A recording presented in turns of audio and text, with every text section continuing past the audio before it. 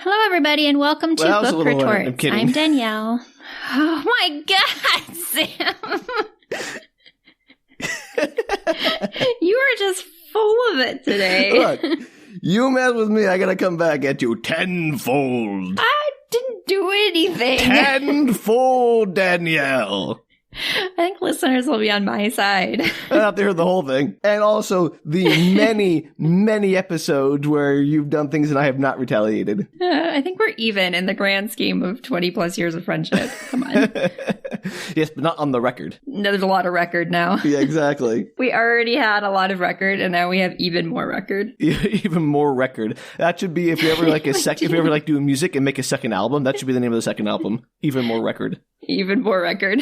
I totally listened to that. That Our sounds first like a album great was record. The second album is even more record.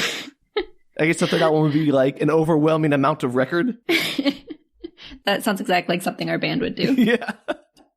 Our band would be terrible, by the way, because I don't think I can play an instrument. It would be. It would all lean on me. You'd do all the weird instruments. It'd be a really weird sound. Oh, I'd play the theremin terribly. That's what I mean. You just do weird stuff. There'd be xylophones and theremins. Oh, it would be a really experimental band. It'd be great. People would love it.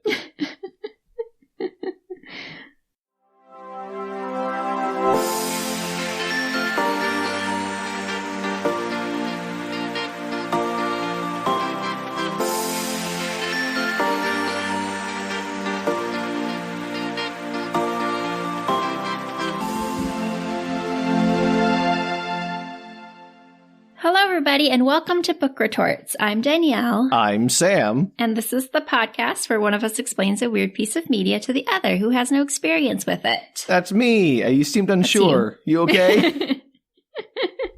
I am. I wasn't sure what our podcast was about today. You've already forgotten, Danielle. I figured it would come. Dementia has set in early. I was 80-something episodes, and I completely blanked on what we were doing here. 89 this will be, Danielle. Yeah, that sounds about right. So close to 90, but so far. Yeah, so far. Not close to 100, though. We've got a little ways to go. I'm sure 100 will probably be one of your Hyperion episodes. Whatever it is, I'm sure we won't make a big deal about it until we forget to plan something for it. That's okay. Our listeners will survive. Yes, but will we, Danielle? We had a 50th celebration. Feel free. Yeah, I mean, we're always welcome to take suggestions, and we won't pay you for them. It's true. We might mention you, though. Yeah, if we remember. All right. Anyway, let's do this, Sam. So today I am bringing another sci-fi piece. Oh, looks like we're playing the sci-fi podcast, everybody. So buckle in. It's all sci-fi from here on in. Okay. It's completely different than Sam's sci-fi, though, because it's Danielle sci-fi. Oh, that means it's worse, right? It kind of. Just more whimsical, I would say. Whimsical sci-fi? It is. I am doing the 2019 movie Paradise Hills. Okay, so this is not John Milton. It's not, and you can find this movie on Netflix, everybody, at least as of recording, so feel free to watch it if it sounds interesting to you. Oh, that's an invitation for disaster. It is. Sam, I'm going to send you the summary of this, and let's get going on it. Are you ready? Oh, I can't wait to read what this movie's about. And then hear even more detail what this movie's about. All right, here we go. On an isolated island, Uma wakes up to find herself at Paradise Hills, a facility where high-class families send their daughters to become perfect versions of themselves. I see no problems with this so far. The facility is run by the mysterious Duchess, where calibrated treatments include etiquette classes. Wait, calibrated treatments? Sam, none of this makes sense, okay? Just... All right. Etiquette classes, vocal lessons, beauty treatment, gymnastics, and restricted diets. Revolve all physical and emotional shortcomings within 2 months. I think they mean resolve, not revolve. I think they do too. Okay. The outspoken Uma finds solace and friendship in other Paradise Hills residents, but soon realize that lurking behind all this beauty is a sinister secret. Well, of course, it's a facility for making... I mean, obviously. Yeah, right? It's a race against the clock as Uma and her friends try to escape Paradise Hills before it consumes them all. Ooh. You're going to love this, Sam. I'm going to probably have a lot to say about this. I imagine so. I stumbled across this. I was skimming through Netflix titles and saw this and saw the cast and thought, how in the world did I not know this existed? How is this science fiction? We'll get to it, Sam. If this is like The Island or whatever, where like they're all clones of rich people so they can harvest organs, I will be very upset. I'm not going to tell you anything about this plot until we get to the parts toward the end. You're not going to know anything about what's going on until the end, Sam. Is this one? So this is one of those movies where you're like in complete dark of what's happened until the end. Even then, you're like, I don't really know what just happened. Sort of. We'll get there. Great. Let's talk about it, Sam. Oh, let's do. All right. So this movie opens with the credits playing over the tinkling of glasses and laughter, and then someone making an announcement at a wedding. Yay, I'm getting married. Yes, the MC thanks everyone for coming to celebrate, and that the bride is now going to present oh my God. The bride is going to prevent her marriage from happening. Kind of. I brought you all here together to prevent love and prevent marriage because it's a sham made up by the bridal industry. Kind of. Anyway, the bride's going to present a very special love song for the groom. Oh no. When people sing their toast, that's always a bad sign. It's terrible. I don't even understand this part, but I feel like it needs to be included in my summary. I mean, I'm already hating it. Let's do it. The screen kaleidoscopes into a woman dressed in a veil. I mean, it like comes off the back of her head. It's attached with clips or something. And there's a metal, I would say a whisk-like thing across her face. Bronze, I believe. Is this like some kind of weird future fashion? Absolutely. Got it. Okay. That's all I had to say, Danielle. I get it.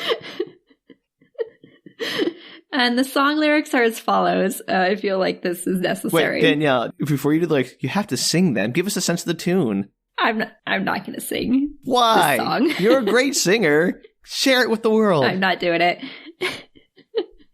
So here are the lyrics, everybody. Lame. I'm yours to keep, your servant.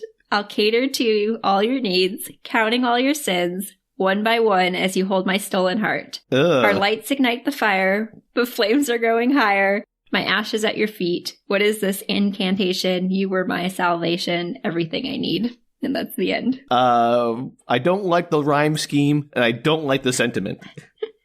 Oh, it's really weird. And I don't fully understand it. It sounds both murderous and really subservient. Yeah. It's really weird. Because it talks about all catering to all your needs, but then it talks about counting all your sins one by one as you hold my stolen heart. What does that mean? It means I know, I got it. It's obviously saying that she's going to be super passive aggressive, or she's like, I'm going to be your servant, but I'm going to be really passive aggressive. I'm going to keep track of every mistake you make and throw it back in your face in a really passive aggressive way. Quite possibly. It's just such an odd sentiment to this song. I don't know. I don't know the choice. Feels like the perfect wedding song. I don't know what the problem is. No, especially for this movie. So everybody claps. And if you were unclear of the time period of this movie with the weird future mask, you now see she has also a green lipstick on. And apparently we're set in the future, but it's early 20th century Romanov-esque vibe, cold Europe, because she has fur surrounding her bedazzled dress, and it's very why is vintage. Future fashion always super ugly and gaudy? Why is it ever just oh yeah, they're going to have clean lines? Why is it always something oh yeah, they're going to be wearing peacock feathers sticking out of every part of their body and giant green lipstick or neon colored clothes? Why can't it just be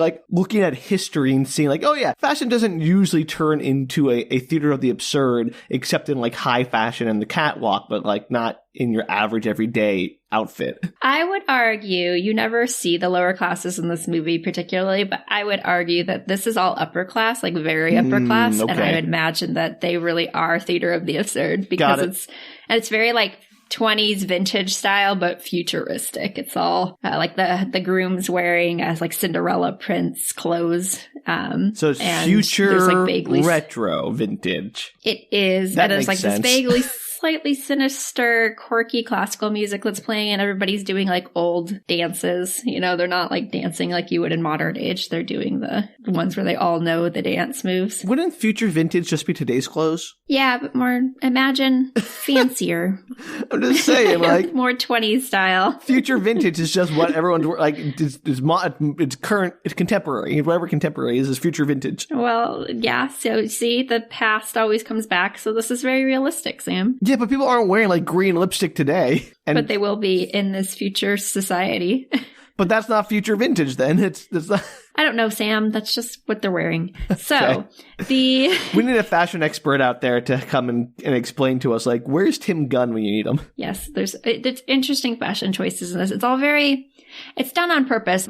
You're positive. It's all very, like, kind of romantic, the clothing.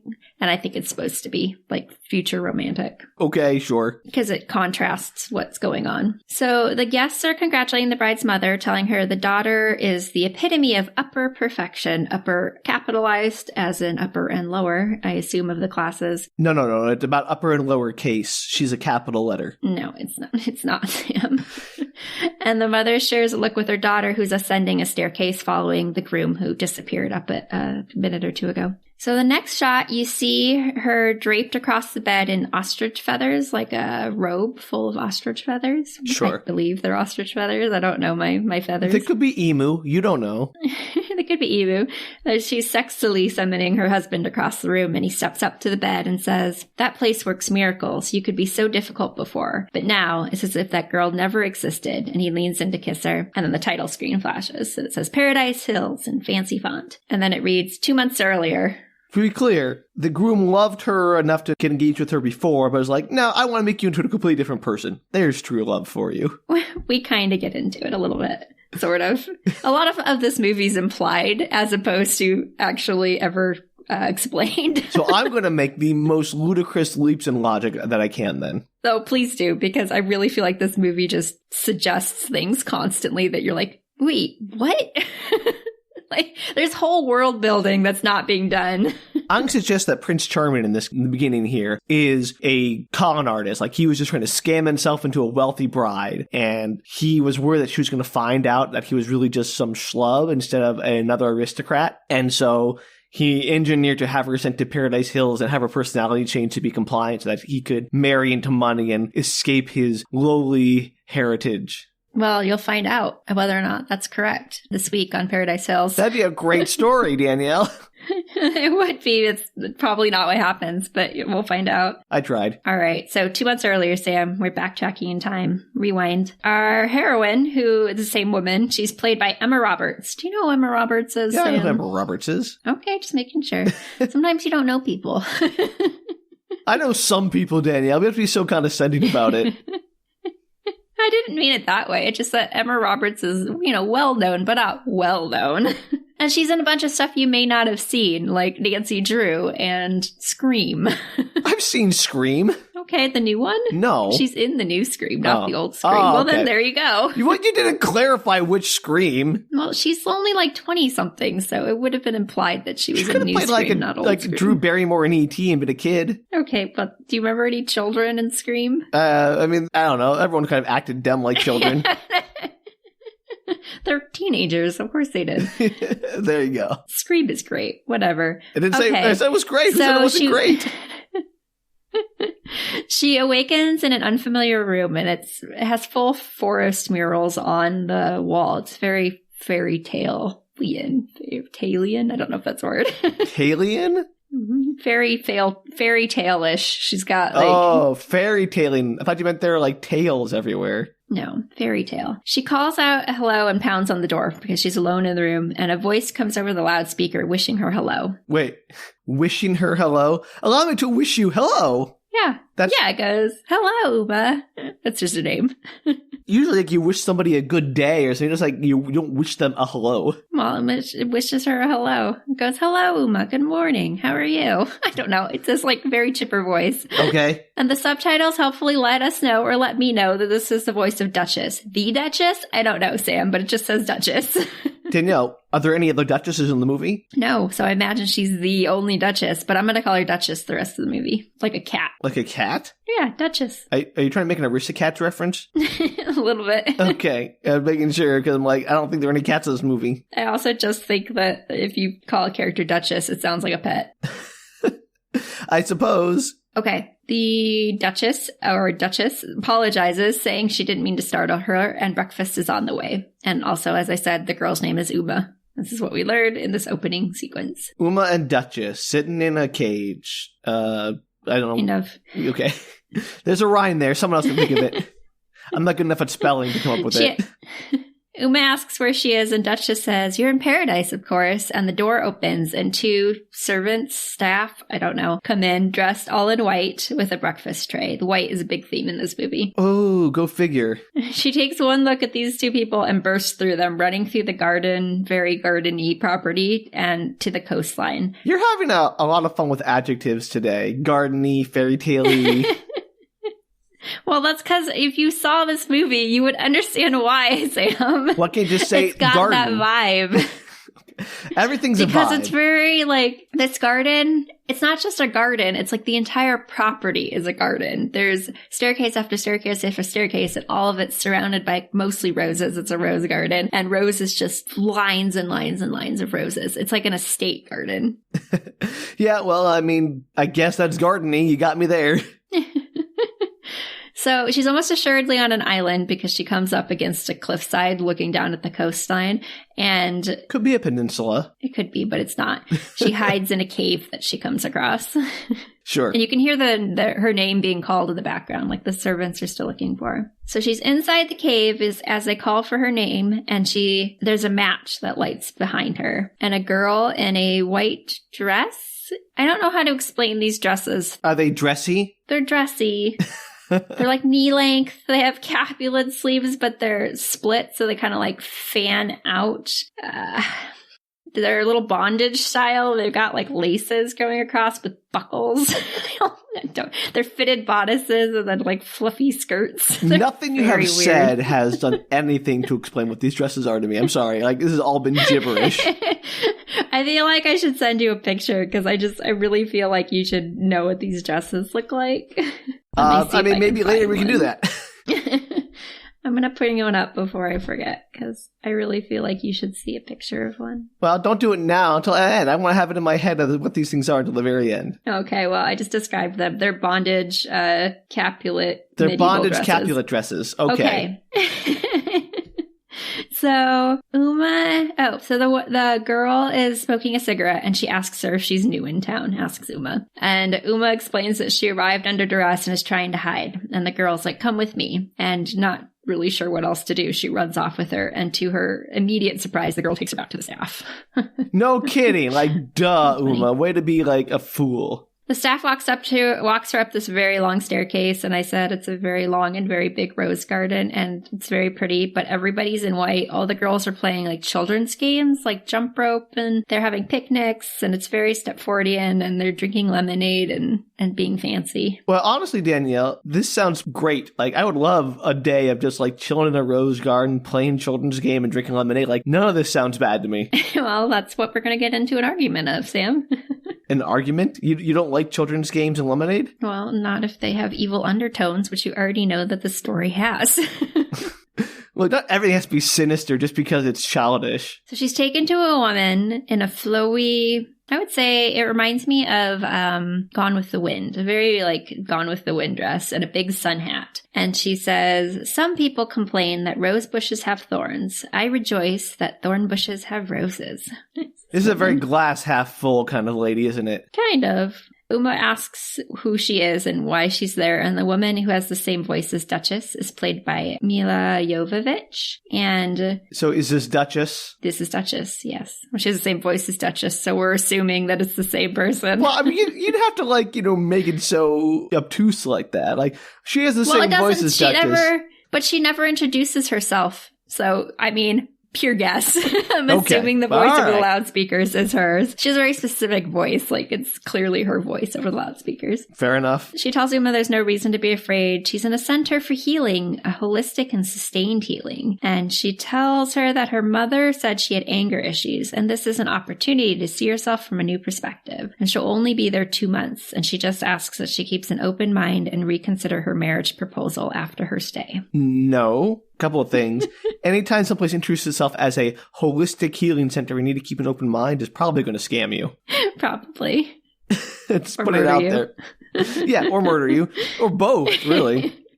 So that's a red flag right there. And also, any place that's telling you to reconsider a marriage proposal at the end of your stay is definitely going to brainwash you. That's clear. I love that there's just this is literally just a stranger, right? This is just some woman who theoretically is the headmistress of this school-like area. And she's like, also reconsider your marriage proposal to the person that I don't know.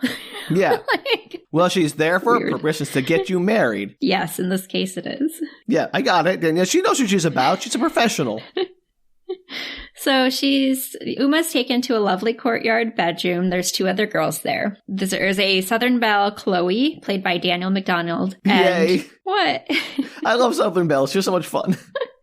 Yeah, I like Danielle Macdonald. She's great. And Yu, who is played by Awkwafina. You spelled how? Y-U. Okay, so it's not like EWE. No. Okay. And you it's never know. Chloe and Y-U, played by Awkwafina. It's clear Chloe's trying to be upbeat about their stay, and Yu is not into it because she's packing, she's got her big headphones on, and she's ignoring them entirely. And Chloe explains that she's there because her parents think it'll turn her into a skinny pageant queen like her sisters, but it won't because she's just fine the way she is. And that's her character development, Sam. So dinner is announced, and they put on their fluffy white dresses, and they go to their 20s Parisian restaurant cafe patio thing while French music plays. This movie's very, as I said, whimsical earlier.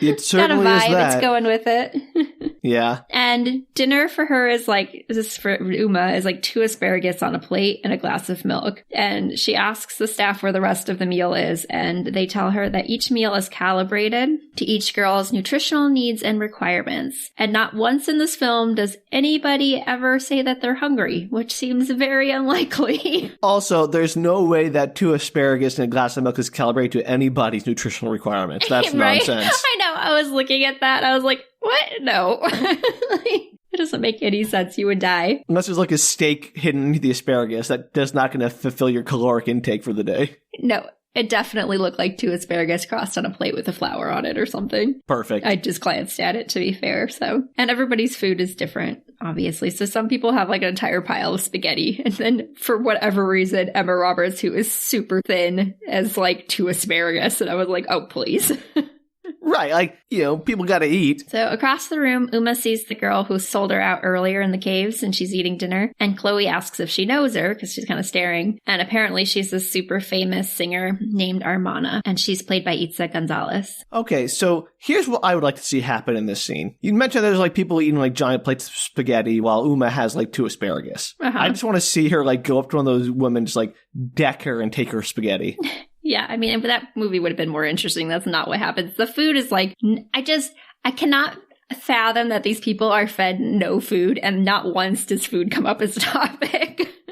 Oh yeah, absolute nonsense. And further, I would expect there to be like fights breaking up between the women all the time, just like elbows being thrown, like any kind of prison where you're going to have fights break out when people are being treated differently. No, it's perfect, Sam. They all play out in the garden and do fabulous things together, and they all get along perfectly. If I was fed 2 asparagus, I would fight someone for a plate of spaghetti. That's just a fact. And I would do that. I'm sorry. I know. I'm hungry. You put up that like 3 days, and then you'd be like, I don't think so. I'd be like, no more. I will end you for that spaghetti. But here we are. Nobody seems to care that they're fed very little food. Okay, Just great. a throwaway right. comment. There's a lot of throwaway comments in this movie. The reason why you're gonna like this movie, Sam, is because there's so many things that go absolutely nowhere, and we love a good movie where things go absolutely nowhere.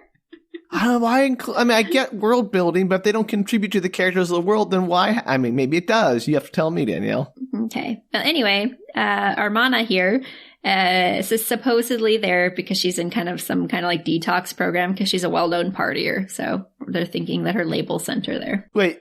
Okay, I kind of get an aristocrat sending their child to a reform school, but like, what power does your record label have over you that they can do that? So, Sam, I actually have this question throughout this movie: is how old are these women, and like, when do they get this? Is 18 not? They seem older than 18, right? Like, so I'm like, why can't they just say no? Like, it's not legal. None of this is legal. I get, like, if there's a dystopian society out here of, where like a Handmaid's Tale situation where women have no rights or like children have no rights. But I'm guessing the society is fairly not that. I don't know the answer to that, Sam, because you never really see the outside society. Okay. And there's obviously a very strong divide between the wealthy and the lower class, because this movie definitely gets into that. But okay. It does not it does not get into the power dynamics of women. And which is weird considering that the whole movie is about the power dynamics of women.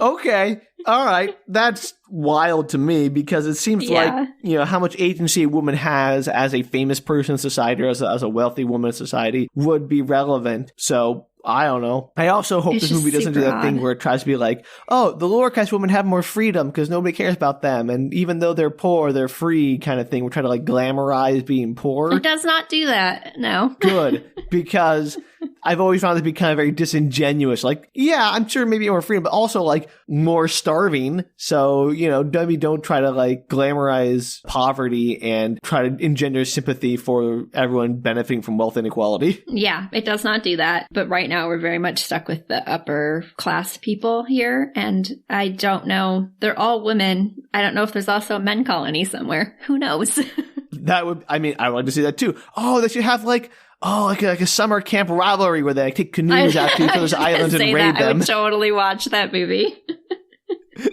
And then at the end of the term, they have like a dance. We're Paradise Hills, they're Paradise Cliffs. We gotta go raid them, do a panty raid or something. Hilarious. If this movie turns into like a love story in that 80s hijinks, camp movie, I'm all about it. I did just realize that I think all the staff are men, which is creepy, come to think of it. Oh, that's not okay. It doesn't ever come into play, which is why I never realized it. But thinking back on it, I'm not sure I saw any women as staff, except for Duchess, who seems to own it. And they don't talk about any of the gender dynamics. That's so weird. Yeah, it's really weird. This is a very weird movie. I have a lot to say about this at the end, but I don't want to give anything away yet. Okay, well, we better get to it then. We're only like 5 minutes in. The two share a look across the space, Armana and Uma, and they end up meeting later in the bathroom. Uma is still mad at her for, turning her back in. And Armana explains that she was going to be caught either way, like you can't get off the island, and she didn't want them to know about the cave because that's their secret spot. Secret spot for smoking. Yes. And Armana asks her not to believe everything she hears about her. She doesn't actually drink anymore, and she's not a partier. And she's there because she wanted to do music in her own voice, quote unquote. And the label disagreed and ended up spreading rumors about her getting into a bunch of trouble and being a bit wild partier and sent her away to make her behave, to learn how to behave. Again, is this like a corporate dystopia? Why do they have power over these women? I don't know, but they all seem to. I mean, when you think about it, because, they're all rich daughters, but they all definitely seem to be over 18 and they're all sent away by their parents, which seems kind of crazy. And they're being forced into like marriages and stuff. So maybe it's a dystopian reality where women don't have any power. It's rapidly becoming a reality here, so who knows? I know. It's not that far from the truth. Let's be honest. C is our future, Sam. Oh, Danielle, I'm mostly objecting to the awful fashion choices. That's fair. So this is, let's see. Uma says that she's not waiting around to get brainwashed. She wants to get off the island. And Armada is like, it's just been yoga and feeling our feelings. Like, you're not, just wait it out. You'll be fine. And Uma says she's leaving and Armana laughs. Is like, sure, let me help you get off the island. Why not? Like, she just kind of gets a kick out of her, I think. And they're planning to meet that night at midnight. What's her plan? To like swim for it? Sam, I don't know. Getting off this island. They never talk about the plan. I have an issue with plans in this book or in this movie. The issues, like major issues with plans in this movie. They have to plan. Like, you can't be like, I'm on an island. I'm going to run away. Like, run until you reach the end of the island. And then what? Just go in circles? Yes, I don't know what the plan was. It doesn't really matter, as you'll see in a minute. But well, I'm sure it's foiled immediately, but it's still stupid not to have one. So they're going to meet at midnight. And then Armana comes up, kisses her on the cheek. And as she's leaving, Uma asks how she's getting cigarettes. And she explains that one of the attendants has a daughter who's a fan of hers. And there's always a way to get what you want. Always. Which I thought would come into play later. That's some kind of like line or like does not.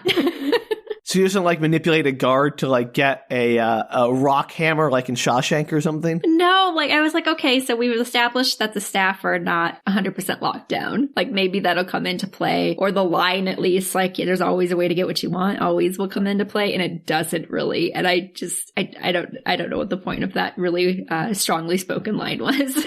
Just to make sure you knew how she got her cigarettes. It's very important that you knew. Yes, apparently. So that night, Uma's in her room waiting to sneak out at midnight, but cut to 1950s peppy island music that plays as a wake-up call, and she wakes up suddenly. She clearly fell asleep before she was able to escape. What? What a loser. Well, Armana meets her in the morning and apologizes, saying she also fell asleep. She's like, how long did you wait for me? And Uma's like, I fell asleep too. Do they get drugged? Well, you'll find out, Sam. Of course. So then they have a makeover scene, and Uma gets pink hair and heavy eye makeup, because sure. And wait, what? Why are they having a makeover? Who's doing the makeover? The, attendants that are there. There might be female attendants in the makeup room, come to think of it. The attendants are giving them a makeover with pink. I don't understand. Well, they don't all get pink hair. Just, everybody gets prettied when they arrive at the island. I don't know why. Okay. To make them their best selves, I guess. It's the idea. Sure. And she gets pink hair and heavy eye makeup. That's just her. That's the style they give her. She next meets up with Duchess, who, again, a Gone with the Wind dress meets Japanese fashion, kind of kimono style Gone with the Wind. And she asks how it's going. And Uma's like, oh, it's great. I've always wanted to attend a fascist boarding school. So this is a dream come true for me. Oh, yeah, and I bet. Duchess doesn't think it's nearly as funny as I thought that was. Who doesn't want to attend a fascist boarding school? Yes. And so apparently Uma's the therapist, or not Uma, apparently the Duchess is the therapist. Oh, wait, can we go back? I want to see Uma do the therapy for Duchess. Duchess I'm so glad you're here, Uma. I've been waiting for you. I really need some help. I'm working through my issues. My dog just died. I'm very sad. I mean, kind of. Duchess is weird. Oh, no. So there's a lot going on with Duchess that you'll see as this movie unfolds that you're going to be like, what the heck? Great. Perfect. Because they don't give her enough backstory at all. So they're going to do mirror therapy, which apparently is where you look at yourself in a mirror and you tell your story to yourself. So Duchess asks her questions and then Uma answers them while looking in the mirror. And I do not know why she's participating in this at all. This sounds like me after a drunken night out and the next morning being in the mirror regretting my decisions. Why did you do this last night? Why did you do that last night? Yes, it was exactly like that, except in a more formal setting where Duchess then promptly asks her if her mother looks after her, if she loves her, a lot of mother questions. And Uma's my mother looks after herself and I'm not answering these questions, and kind of dissolves the conversation. And Duchess sighs, it's just such the biggest overreaction to this, and says, it's hard to find a good man in this world, Uma. I would know. And I don't know what that means, and it never comes up again. A question about your mother leading straight to a question about men is not where I want to go with this. I think she's trying to imply her mother has her best interest at heart, kind of thing. But I don't know what this has to do with Duchess's find a good man in the world. It's, I've never found one, and who cares, Duchess? Yeah, seriously. It has nothing to do with anything, and it never comes back into play, and I don't understand why it's a line. I don't know. It doesn't inform Duchess's character in any way. It does not. It's great. She's weird.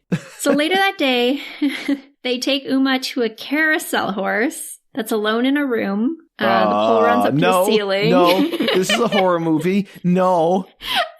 They strap her onto it, they do little kind of dog leashes between the clips on her dress to the actual pole of the carousel horse, and she just sits on it. She's been so feisty, and she's like, I guess I'll just sit on this horse and get strapped down to it. I'm like, Uma, what are you doing? What part of this seems like it's not going to end in your grisly death? Yeah, and then it's just... What's weird is then the horse rises to the ceiling and a projector lights up. But before the video can begin, there's a screech and a voice announces that they're trying to fix some technical difficulties. So you're dead. You're going to die from a horse that goes out of control. The video starts and it's her future husband, the guy from the beginning of the movie, telling her, he's talking to the camera, and he's saying it's very 70s. It's got this elevator music going on in the background, and he is walking around just doing simple things like picking up things or holding a flower, and he says that lowers like to say mean things about him, but he's a simple man. He's a hard worker. He gives back. He's basically a catch. It's like a brainwashing video. So he's telling her how much of a catch he is. Absolutely. All his good qualities, quote unquote. I mean, I've tried that, but I was going to sound like a jerk. Well, you didn't tell it to somebody who was strapped onto a carousel horse for hours. Yeah, do me a favor right now. Just do me a quick favor. Would you get onto a carousel horse? Great. Thank you. Perfect. Now, Danielle, let me tell you a little bit about myself. I'm amazing. I'm so smart. I'm quite a catch. I'm very handsome. None of this is really relevant to you, but I just want you to know it in your heart. He's kind. He gives back to others. He's a philanthropist. I do Sam charity. says so. I nurse injured animals back to health. I'm just all around the best. How's that horse feeling? And the video is stuck on repeat, assumedly because of some technical difficulties. I don't know what the plan was otherwise. Do they just have her watch the video once? I don't know. I think it's all sham. And she quickly gets worn down by it, as you would be watching the same stupid 70s video over and over. I don't know if I get worn down or just bored. Well, the weird thing is it's over and over. It's a surround sound. It's like three-dimensional kind of around her head as she's up in the air on this carousel horse for reasons I don't know. And the video plays over and over and over again. And with the way it's filmed, by the second viewing of the video, she seems to be having issues. And I'm like you said, I was like, well, that was fast. Maybe the carousel horse is doing something to her we don't understand, because that clearly is a huge part of this process. I guess so. So they finally bring her down and they're apologizing profusely, telling her that they couldn't make it stop. And she's dug little half moons into her palms. How long was she up there? Apparently for hours, but you really only see it play through 2 or 3 times and you're like, okay, it wasn't that long. Also, they couldn't get the video to stop. Sure. So just take her off the horse and let her go. Yeah, apparently I don't know what the point of this scene was, but I assume it was a ploy to get her to watch this video 50,000 times. I'm guessing it was intentional, but she should not buy their excuse that they couldn't stop the video. You could have just taken me off the horse, opened the door, and led me out of the room if the video wouldn't stop playing. Well, the horse is up in the air. I think they suggest that they couldn't. They say they couldn't stop the video, but it seems to suggest that they couldn't get her off the horse either. She's 20 feet in the air. I don't understand this whole setup. What is with the horse? No, it's so weird. Sam, it's so weird. Great. So she storms off. Obviously, she doesn't believe them either. And she finds the Duchess hanging out on a staircase. And she's, with her big fluffy dress on. And she's trimming hundreds of roses as she sits there. And Uma is like, you really think that video is going to work? And Duchess is like, oh my gosh, your hands. What did you do? Come here, honey, and let me take a look at them. Oh, poor thing. And for reasons, Uma totally walks up to her and shows her hands. And I'm like, Uma, what are you doing? Yeah, no part of this woman has anything in your favor. She has your best interests at heart. I know, and she just constantly says things to Duchess that I'm like, why would you say that to the evil nemesis? Why? Yeah, no, obviously. Duchess kind of poo-poos at her commentary about the video. She's like, well, he's a little heavy-handed, the fiancé, but he means well. And Uma's like, no, he's a sociopath. I'm not marrying him. And it doesn't matter because I'm in love with someone else. Again, why would you tell your enemy that you have another love interest? Seriously, that you're just volunteering information know. They can use against you. That's just wild. She's terrible at this. She's a dum-dum. I know. Duchess seems to be surprised by this. It's like, oh, your mother didn't tell me about anyone else. And Uma's like, yeah, of course not. He's a lower. And she doesn't think they exist. But sure, give it information to your enemy. Why not? Just stop. Stop being a font of ammunition for your adversaries. So Duchess sighs and tells Uma that her father was just not a good influence on her. And you get the idea that her father has passed away, but it's unclear at this point. And she tells her that she herself, Duchess, lived her whole life taking care of mother's little garden. But if Uma could just learn her place, she had her best years ahead of her. So don't end up like her, she tells Uma. Whatever that means. I don't know. I don't know either. It's not clear by the end, Sam. Great. Is anything explained in this movie, or is it just one of those, here's explanation, and it shouldn't and you're like, that doesn't explain anything, that's just nonsense? I would say Duchess is the thing that's not explained very well. A lot's implied, but nothing's ever stated. Got it. So next scene, Uma's back. She's with the other girls. They're in mid-conversation. And Chloe asks her if her mom just likes her fiancé. Is that why she has to get married to him? Because he's rich? And Uma explains that they're uppers, but they're broke. And he's supposed to save the family. So he's rich. One of those situations. Yeah, the reverse of what you thought, Sam. I'm sorry. Yeah, but mine were interesting. It was. And they ask you what her video was. So this implies that all of the girls got on the carousel horse. Though I don't know how long they had to watch their videos.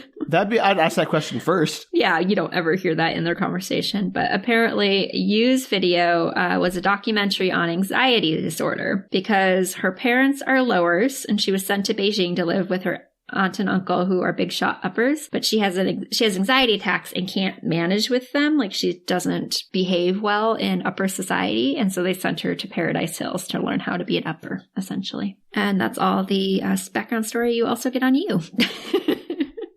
I'm glad all these characters are so well fleshed out. They all get one descriptive, like, info dump. That's all you get. Seems useless.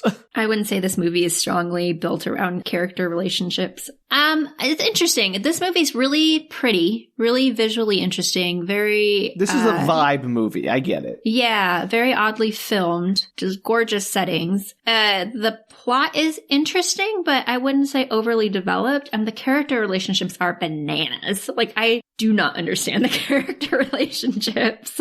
Well, especially with, like, Duchess. Yeah, like, they just don't flesh out the characters. I think it's the biggest weakness of this movie is character development, by far. Yeah, it doesn't really make a whole lot of sense to me. Why do they have these characters that seem to be integral to the story, and they have no like, depth to make any sense? Yeah, and I don't think that particularly gets better. I got more confused about the characters as I watched this movie, and more confused about the plot as well, but we'll get into that. Somehow less confused and more confused about the plot. Chloe says to you that she's not like the other lowers. She's got a chance now. No, to you. To me. Why you? Sam, stop. Who's on first? She didn't pick her name. She's got a chance now, and you says maybe her idea of success isn't stepping on everyone below her. So you has some feelings, I think. So then there's a lot of scenes of the four girls, like, walking through bamboo forests and having a good time, living their best fascist boarding school lives, I guess. Bonding. Well, if you're in a fascist boarding school, you might as well enjoy it while you can. Yeah. And then there's this perplexing scene that splits back and forth between Uma and Armana. They're clearly having, like, a therapy lesson. So Armana shares a story about where she almost left her work with what one assumes is, like, her lesbian lover, but didn't end up leaving with this person. And Uma shares a story about someone that almost drowns, but it ends up with a love confession at the end. And I could not tell if that was also a lover story or if it was her mom. It was, like, very, like, the two stories, they go, like, interweave between each other, and they both end with, like, this confession of love with that other person in their story, but it's not clear who the other person in their story is. And it's assumed Armana's is that she's, like, showing that she's a lesbian, but it's the one with Uma, you can't tell what or I couldn't tell by her story what she is trying to demonstrate. If it was a friend, a lover, her mother, like, it's just the person almost drowns, and then they admit that they love each other, and that was the last time they said they loved each other to each other. That's I'll be honest, Danielle, I barely heard that story. Like, it was all just going in one ear out the other because there was so much there. It doesn't matter, apparently. The scene doesn't matter because there's, like, obviously they're having some kind of therapy. You realize that they're telling this to Duchess, which, again, why? Why are they telling their deep secrets, theoretically, to Duchess? I don't understand. And I think it's supposed to show some kind of character development for both of them. But again, what is it? I don't know. Don't understand, Danielle. I don't. And also, I don't understand either. Sharing it all with Duchess, like, she's the last person I want to open up to. Yeah, I'd agree. And I can't tell. There's a line later where Armana talks about, like, faking the treatments, and it makes me wonder if Armana is just pretending because it'll get her off the island. But I don't know what Uma's thought process is. Like, Armana, I almost understand more because she's playing the game, clearly. And right. Uma wants to get off the island, so I don't understand why she keeps going up to Duchess and telling her things. It's very perplexing to me. I do not understand Uma's character, and Uma's the main character. Well, especially things that would keep you on the island, like about your secret love and everything. Yeah, it's wild.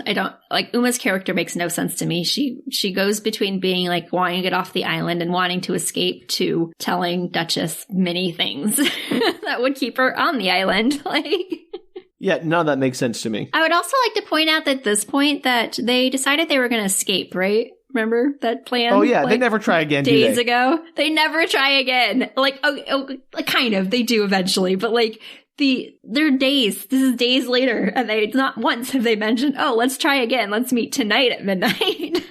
That's crazy. It's like they're just like, oh, well, we fell asleep. Too bad. Guess that plan's over.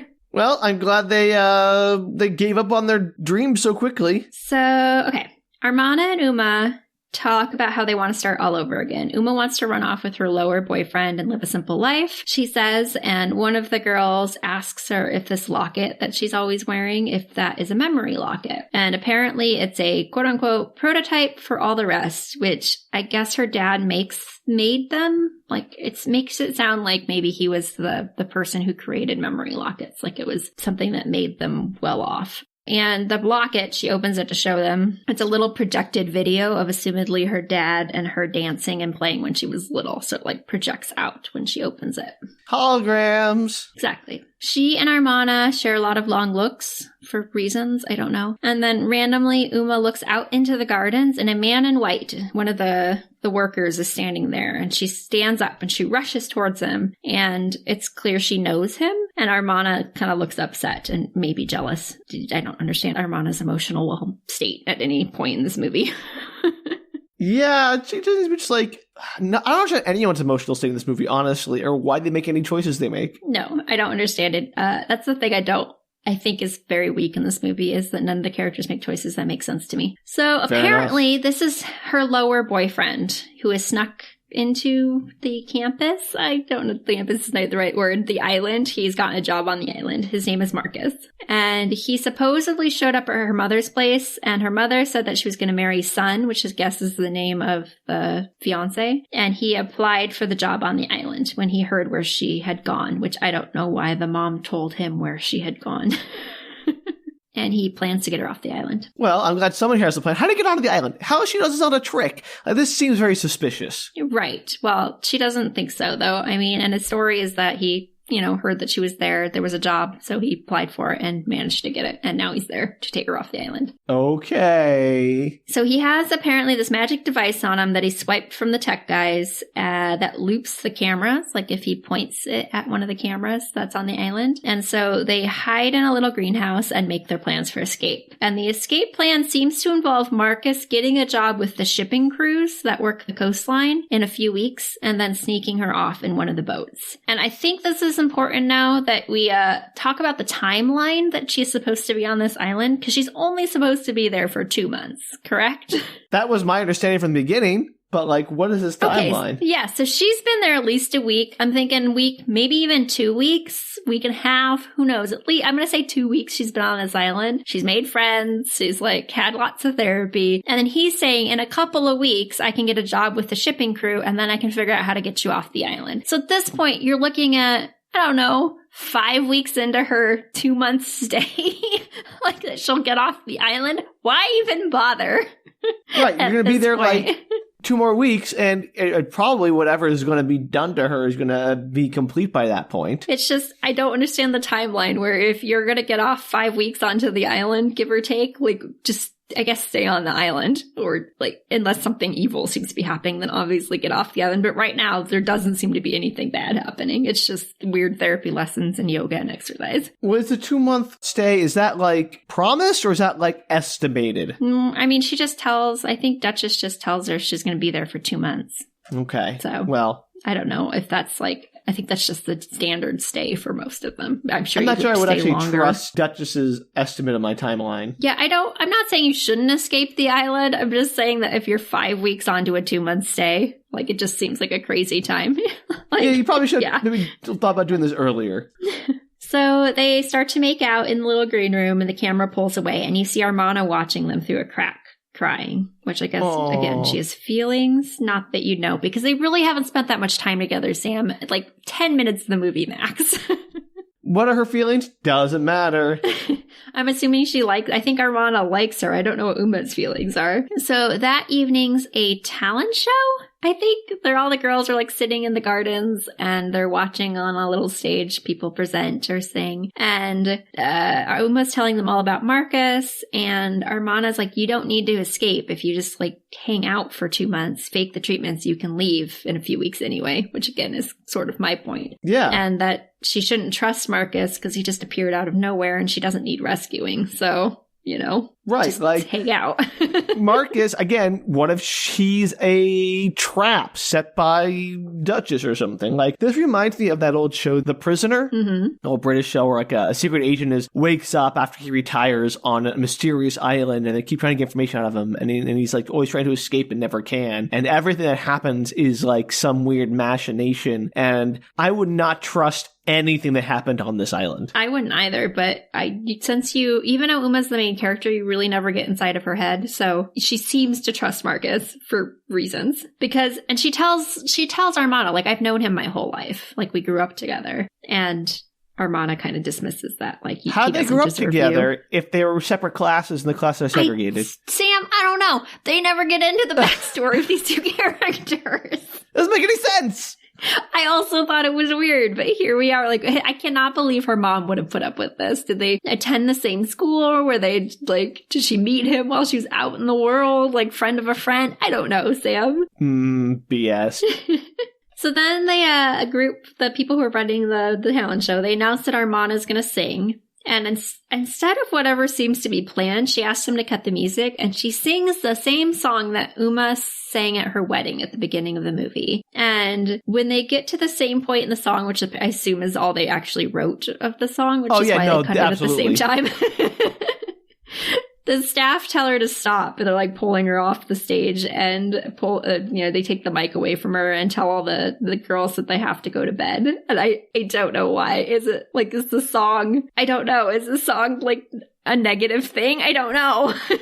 It sounds like just a weird song. It doesn't have any actual sinister nature to it. Yeah, it's really strange, and I don't know why they react so strongly to it, and they send everybody to bed. And so that night, Uma falls asleep watching her memory locket, and then the morning French music plays, and she realizes that it's missing, like it's no longer around her neck, and she starts freaking out. Oh, no. I know. So she's searching everywhere, and then an alarm starts to blare, and an announcement states that there's a security breach. Security breach! Security breach. Security breach, everyone run for it. This is the perfect time to escape while everyone's freaking out. There's apparently like a boat that's circling the island, that's out on the island. They can see it out the window. And man the cannons! If this was like a World War II movie where they're like on like a naval battle, I'd love that. No, it doesn't happen at all. In fact, everybody, the Duchess included, seems very perplexed by this. It is like, why in the world is anybody here? They're not at all prepared for this inevitability. Oh, it's an island. Like, anyone can just go out there. Like, it's not that...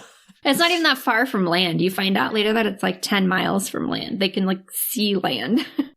You should prepare for this, Duchess. You're terrible at your job.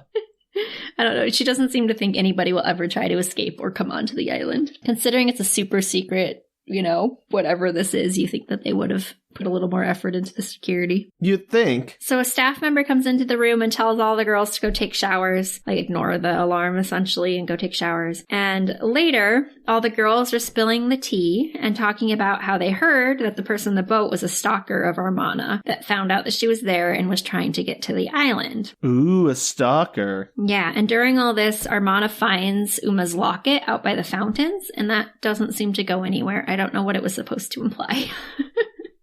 She's now in love with her. I don't know. She now has the love. I don't think it has anything to do with Armana. I think Armana probably genuinely found the locket out in the courtyard. No, I'm saying like now that she literally has come to possession of the love that Uma has in her locket, so she owns her now. It's like a genie lamp where now you control her. You have her thing. Okay, yeah. Well, she gave the locket back, Sam. Just giving up your power, your leverage. Come on, Armana, you can do better than that. Well, she doesn't, though. She gives her back the locket. And again, I don't know. I have a thought, but I'll get into it later. So later, Armana, walking with Uma, tells her that it was actually a cover-up, the boat, and that it was so this person could drop off a robot. A robot? Whoa, you got my attention, because I'm waiting for the science fiction element of this to kick in, Danielle, and so far there's been very little. That's because you're not... Okay, robot's the science fiction part. And no, it's not a robot. It's a rowboat. Oh, way less interesting. She shows Uma in the caves where it is. And I guess the guy sailed around the island but wasn't spotted until dawn, which, according to Armana, means nobody's patrolling the island at night. Which that means doesn't make any sense. which means they could leave at night and row to shore. And I can't, like, that may be true. It's probably not true now, because now that they've had somebody breach the interior. Yeah, they would definitely change up their guard routine once you had a security breach. Yep, and Amarna is the one who now tells us it's only 10 miles to shore, which I don't know how she knows that, or how she thinks none of the security will change. Wild. So Uma is like, you were like not for escaping until today. So what's going on? Like, you were all about staying here until, the 2 months was up. And Amarna admits that the previous night she was able to stay awake for the first time. She had this feeling that they were being drugged every night, and that's why like none of them could stay awake. And she didn't drink the milk that they're given every night at dinner, and she managed to stay awake. Oh, drugs in the milk. Classic. I know. So I guess if that's all you're fed is asparagus and milk, you would also drink the milk, because otherwise you're going to die. I mean, you're going to die anyway, because it's not a nutritionally balanced meal. So there were apparently all night long staff wheeling around passed out girls, like they were on tables being wheeled around the hallways. So she's now gung-ho about escaping this island because something's clearly going on. Well, you haven't figured that out beforehand. This place is sinister as heck. Okay, but nothing sinister has happened. Like, all the girls are pretty much left to their own devices. They just have to show up for dinner and therapy sessions and do yoga. Like, it's really pretty low-key. Sure. I mean, I would assume something bad was going to happen, but nothing bad had happened weeks in. Yeah, but I still don't trust it. I think it's weird that nobody but Amarna seemed concerned that they couldn't stay awake during the night.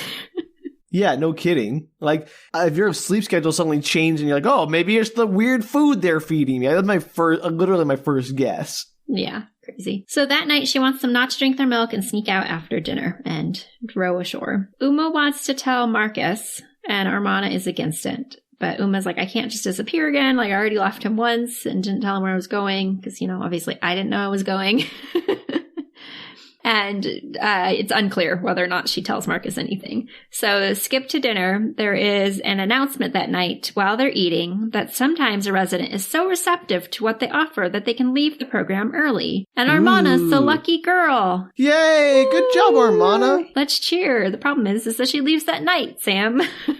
Oh, of course. So the music turns creepy as everybody cheers and drinks their milk. And now that the milk's poisoned, of course, the camera's zooming in and all the girls drinking their milk. And Uma does as well because she can't get out of it, and then goes to the bathroom immediately and spits it all out in the sink. So Amarna meets her there, telling her to escape and take the boat with Marcus because she's getting off the island on her own. On her own. Yes.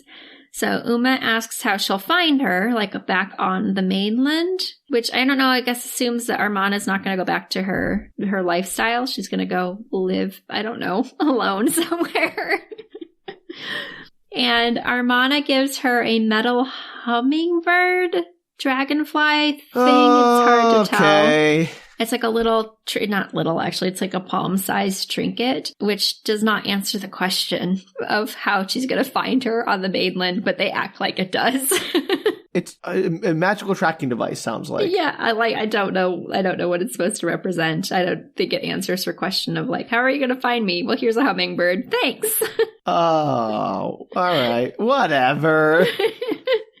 So Amarna cries, and then she comes up to Uma and kisses her, and there's a knock on the bathroom door telling her it's time to go. And then they hug, and she leaves. And their relationship is perplexing at best, because I'm assuming Amarna has feelings for her, but Uma kisses back and seems to have feelings for Marcus, so I don't know, man.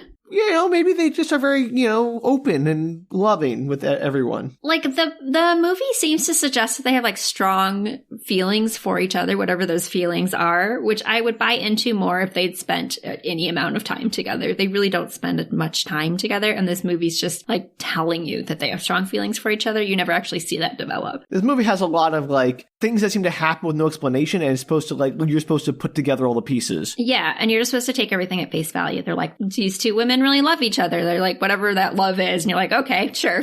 That's it's doing the work to establish, to make it believe, you can just say whatever you want in a story and expect people to go with it, but that doesn't mean you put in the work to make it believable or feel true. Yeah, this is the part of the movie I was watching, and I wondered if this was a young adult book that had been turned into a movie. One, it just had young adult vibes, especially young adult book vibes.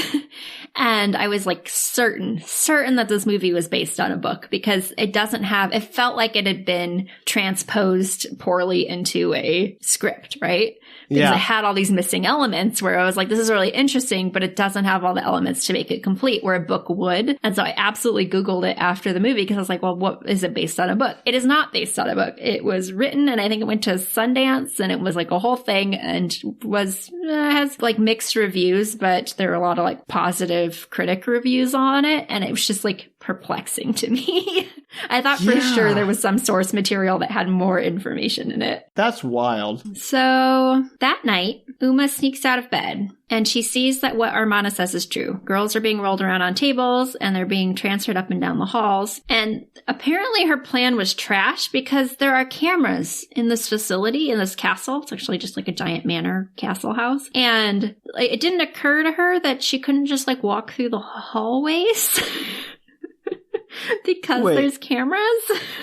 So she just assumes she can wander around and be totally fine that they're not having security. Like, if they had a security breach earlier, clearly they have a security system in place. Right. And she even knows there's cameras because earlier she was with her boyfriend and he was like, I stole this device from the IT tech staff and this loops the cameras so that nobody can see us in this greenhouse. Like, she knows there are cameras on the premises. So even if she hadn't noticed them prior, she knows they exist now. And so her plan was to get out of bed in the middle of the night and escape to the caves, but like she had to know there were cameras between the rooms and the caves. Why is she so bad at escaping? I don't know. So she gets like caught in a hallway because she looks up, she sees a camera in the corner, and then she hears the attendants coming through the hallway, like rolling one of the little trolleys. And she's like, oh no, I can't go either direction because there's a camera and there's these men. And I'm thinking you should have thought of this before you decided to stay up all night and escape from the boat. Like, go steal the device if that's their plan, right? Yeah. Like, you got to turn the cameras off to get out of this stupid facility. And she didn't seem to think that through. And so she just pretends to have like fainted in the hallway, like not faint, but like to pass out with the drugs in the hallway because that's her only way out of this situation. She can't go either direction. And so the staff like come across her and they're like apparently this happens. They're like, oh, she must have been on her way to the bathroom and passed out. Like the medication and the milk took a while to settle. Well, like, don't they have security cameras? Wouldn't they see that you've been wandering around that it is fake to fall to sleep there? Well, apparently she just managed to make it that far before she saw a camera. And I'm thinking there's no cameras like near the bedrooms or even in the bedrooms or like outside of the bedrooms. Like, she manages to make it down a couple of hallways before she spots a camera. Well, I mean, that doesn't mean the cameras didn't spot her. Well, I think it's assumed, like, with the way that it's done, that that's the first camera she's come across. It's dumb. I know. I would agree. I think that the building, the security on this is not very strong either. So she ends up back in her bed. And the next scene is another carousel scene. She's strapped to the carousel horse. Why is that horse a thing? No, Sam. It's the best part of the movie, though. Is it the best part? Because that's not saying much. It's so weird. Like, why does it exist? Every time they do a carousel scene, I was like, why on a carousel? You could just stick her in a room and have her watch these videos. You just tie her to a chair. It doesn't be a freaking carousel horse. It's like overly complicated. Wild. Like, this movie feels like a lot of style over substance. It is, for sure. It has a ton of style. It's really fun to watch. I wouldn't, like... And the ending's bonkers, but like just the carousel, seriously. Yeah, no kidding. So this time she sees memories from her childhood, and they obviously affect her more deeply than the video of her fiancé does. And as she's released, she runs off screaming like, what are you doing to us? And which is like a crazy way to let them know that you're onto them. Yeah, maybe, like, show some subtlety. She doesn't seem to, figure out how to, like, do what Armana does. Like, bide your time and find the right moment. She's just like, impulse. No thought. Yeah, absolutely. And so she's, like, immediately caught by the staff. She runs out into the garden. She's screaming for Marcus, who's there trimming roses, who just watches. Like, to be fair, I don't know if that's evil or not. Like, he can't interrupt them what he's supposed to do. Like, he can't, like, go up to her and say, hey, unhand my girlfriend. Like... So not only has she told them that she is onto them, she knows that they're doing something, and then she also has told everybody that apparently she knows one of the guards, and likely this is her boyfriend, right? So now he's undercover, is no longer undercover, I assume. She's the worst. She's blowing up all their spots. It's crazy. So she's locked back into the room that she awoke in, the one with all the fairy tale paintings on the wall. And Duchess's voice come over the loudspeaker telling her to drink the milk, which is like on a little tray, or else. And so Uma, for reasons, decides to drink the milk. Maybe, like, what's the or else? What you going to do? Strap you back to the carousel horse again? I don't know. It doesn't say or else. It's just the implied. Like, you must drink the milk or there's going to be some problems. So she drinks it. And she awakens, she's knocked out, obviously, and is unceremoniously dragged to Duchess's room. And Duchess isn't there, but the TV is there, and it's playing a clip of Armana, like a current clip of Armana, at some kind of entertainment red carpet award ceremony. She's surrounded by paparazzi, she looks perfect and happy, she's with a cute guy who she kisses on screen, and she clearly has not managed to escape and start a new life, and seems perfectly content and happy in her one that she was trying to get out of. So Uma's like, what the heck is going on? And Duchess comes up behind Uma as she's watching the TV, and startled, Uma backhands her. Just kind of funny. Nice.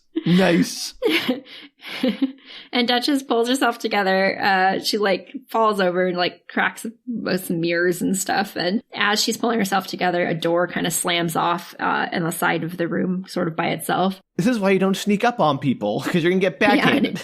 Yeah, and Uma like looks over at the door kind of confused, and Duchess shakes her head and tells her that, you know, tries to pull herself together. She's going to be nice. And she's like, you may think this place doesn't work, but look at your friend. You know, I suspect that Armana's people will be very pleased with the end result. So this therapy is real. And honestly, she says it doesn't matter because tomorrow you're going to be done. You're done with therapy. You get to leave forever.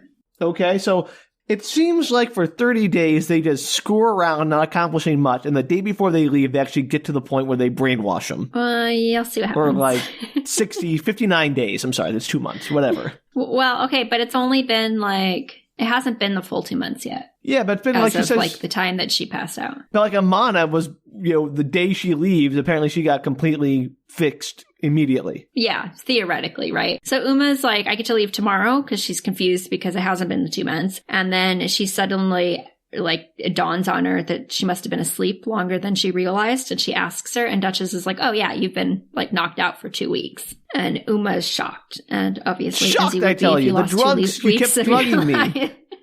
How is she so shocked when, like, they're drugging you? You don't think they could just keep drugging you? Like, duh. I think she's just surprised that 2 weeks of her life have passed because previously she'd never been drugged for longer than, like, the evening. And she did go to bed at night and wake up in the morning. So I think it probably felt like a day and it had been 2 weeks. And she's freaked out. Like, what did you do to me in 2 weeks? Yeah, obviously, like, all the brain, like, that's why I don't get this place. You could do everything and just knock them out when they get there. Like, keep them knocked out and get it all done and then, like, no hassle. Well, we're going to get into why, Sam. We're going to get there. Okay, sure. I bet we are. So the door opens mysteriously and Duchess is like, run along now. Your friends miss you. And Uma runs out of the room. Cutscene to Uma in the caves with you and Chloe telling them that something happened to Armana, that the person she was on TV is not who she was there, and that they need to run. Like, they've got to get out of there before whatever happened to Armana happens to them. Okay, I have a guess. It's going to be a wrong guess, but I have one. Okay. So, what happens is this. They're spending the 2 months growing clones of the people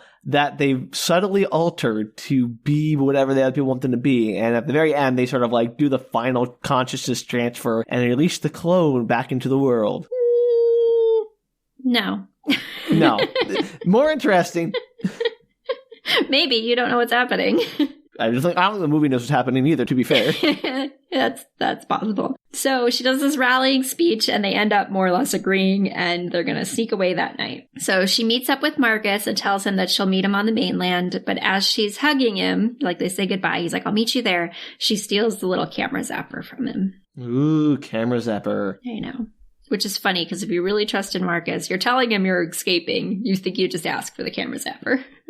Right. You say, hey, I'm going to escape tonight. Can I have the thing? And if he really loved you, he'd give it to you. Exactly. So that night, they all spit out their milk, and later, they're like hanging out in bed. They're waiting for the appropriate time to sneak out. But before they can leave the bedroom, they hear the attendants coming to their room, so they pretend to be asleep. Okay, question. Yes? Milk spitting. How do they not catch them doing this? Like, it seems like obvious. They go to the bathroom. Sure. You'd see them walking off like, go to the bathroom, B, you definitely have cameras in the bathroom, at least in the sinks. Oh, yeah. It's like I said, the security in this place is awful. And no, there are no security in the bathroom. The attendants don't even go in the bathroom because at one point they just knock on the door and they're like, Armana, time to go. And I was like, this is like the least secure facility ever.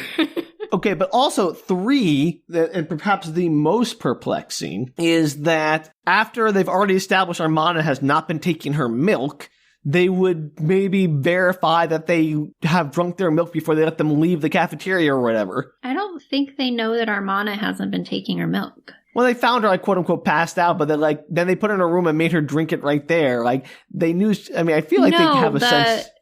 That's Uma. And I'm sorry, Uma, yes. I don't know. They're all the same. No, it's like the attendants that find Uma in the hallway, they just assume that the milk, like that apparently that just happens sometimes. So like on their way to the bathroom and they pass out on the hallway because that's when it affects them. So they found girls in the hallway before, like just passed out, and they take them back to their rooms. I still think that they would make sure everyone took their medicine before letting them leave the cafeteria. Well, I do not disagree. I think they just checked that the cups are empty. And since all of them drank their milk, they just didn't swallow like it looks like they did. I'm not saying that it's a foolproof method. And in fact, in the story, it's stupid when they all go to the bathroom because like just one after the other, they all leave the table to go to the bathroom. And I'm like, okay, they're going to know. Like, obviously, they're going to know. Apparently, they're stupid because nobody seems to catch on that they're not drinking their milk. So dumb. It is dumb. So the attendants talk. The attendants are like not, I think the worst actors in the entire film are the attendants, and you don't even see them particularly. Like you just hear them talking in the background, and they kind of talk like they're maybe like in a 1940s mob movie. The lines are really stilted. Yeah, like, see, we gotta stop her, see? And they realize Yu has one more session left. Like the other girls are done, quote unquote, but Yu has one more session. So they pick her up off the bed. She's pretending to be asleep, and they like take her down the hallway on one of the tables. And the other girls sneak after her, trying to get to her before, so they can take her with her when they go. Ooh. Uh-oh. So they follow them to some kind of operating room, and they haven't done anything to her yet. Yu's just like laying on the table. They're getting all prepared for whatever the treatment is. And Chloe's attack strategy is apparently just to rush in screaming to distract them and then grab Yu. Which is kind of funny. She just like, they're watching from the doorway, like watching them trying to prep everything so that they can get like Yu prepared for whatever this treatment is. And Chloe just runs in and is like, let go of her. And there's like chaos and everybody just starts attacking each other. And that seems to be their entire attack strategy. That seems like a good way to get nothing done.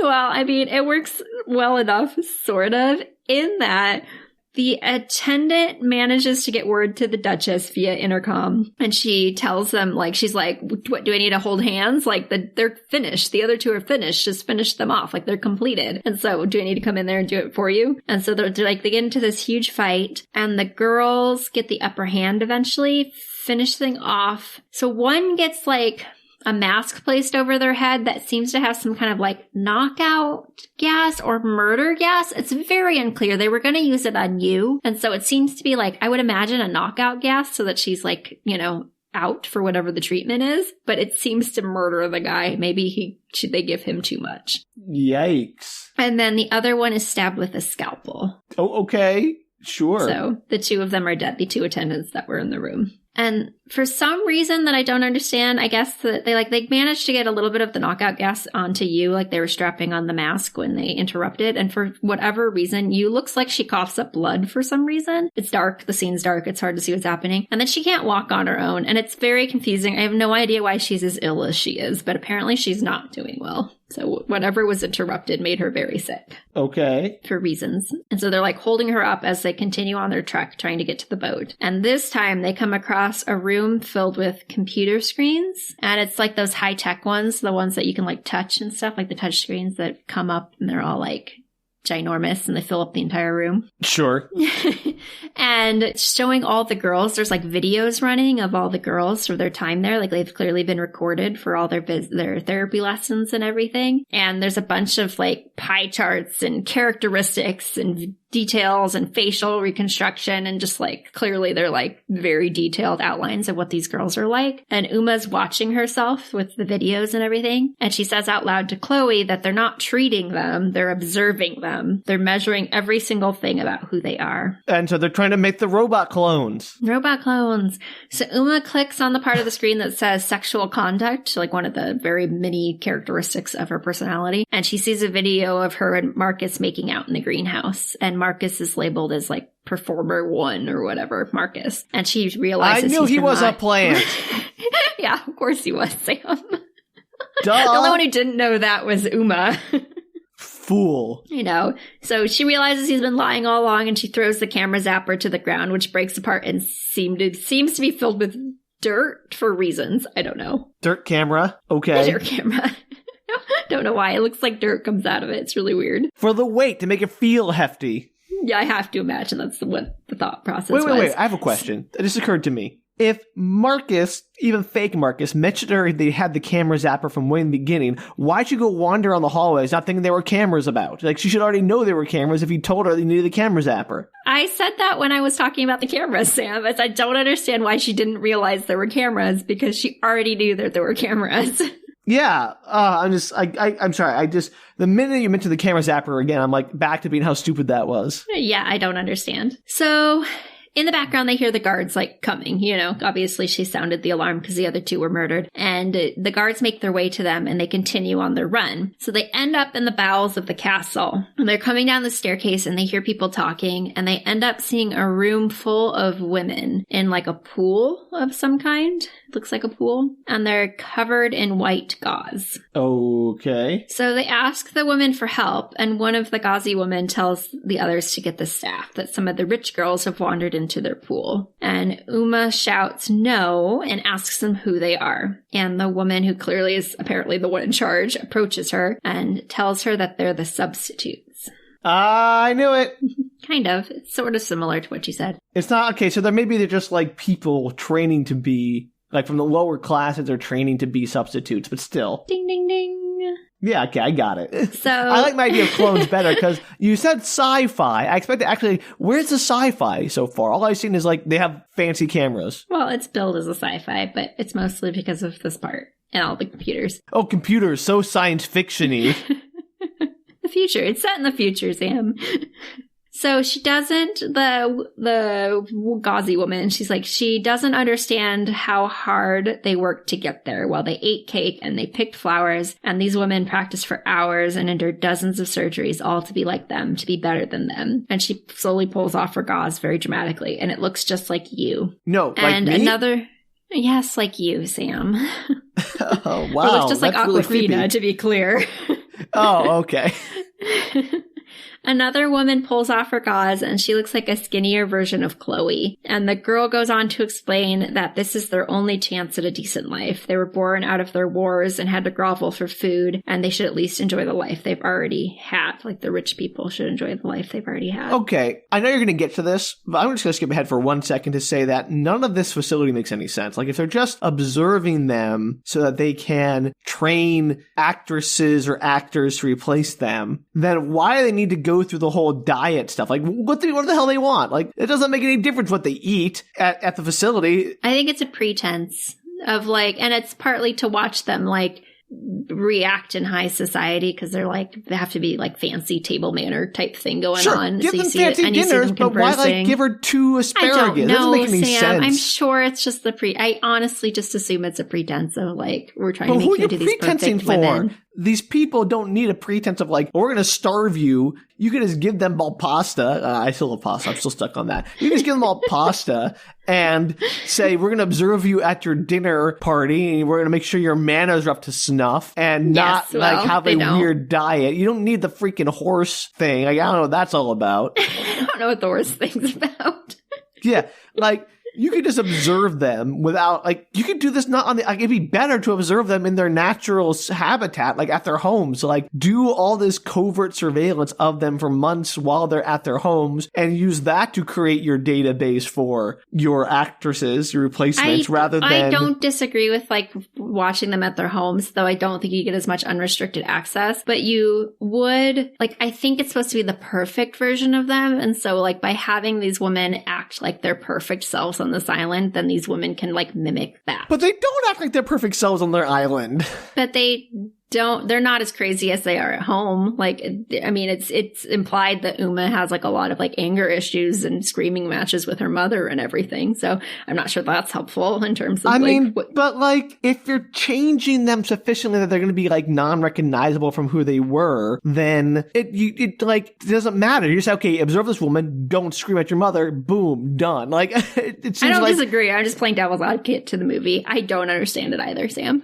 No, it seems like the obvious thing is just observe them as they are and say, okay, you're changing who they are anyway. You're not trying to be a perfect imitation. So yeah, but it's also, like, apparently it seems to imply later that this is, like, a well-accepted strategy to change your children. So, like, even all the uppers when later are like, oh, you went to the school, like, they know all about this thing. Like, it's like a place you send your children to get well behaved. So I think it's a premise that they could leave and come back well behaved and nobody even questions it. That's the point. Instead of just suddenly replacing somebody who's not acting well. That'd be weird. And you could do that I don't know. It just seems very, like, convoluted when there's a simple, like, solution where you could just observe them. It's like, you tell the parents, okay, we need to observe your daughter for a few months to figure out what we need from her. And then when you're ready to do the switch, send her to the island. And then 2 days later, send her back. Like, it'll save you so much money. Yeah, but it would not look like nobody would believe that they changed in 2 days. The point is, like, you're supposed to have learned these things. So they would have had to keep them for at least a couple of months anyway. Yes, they could have fed them normal food or brought them on the island and killed them. Like, it wouldn't have mattered.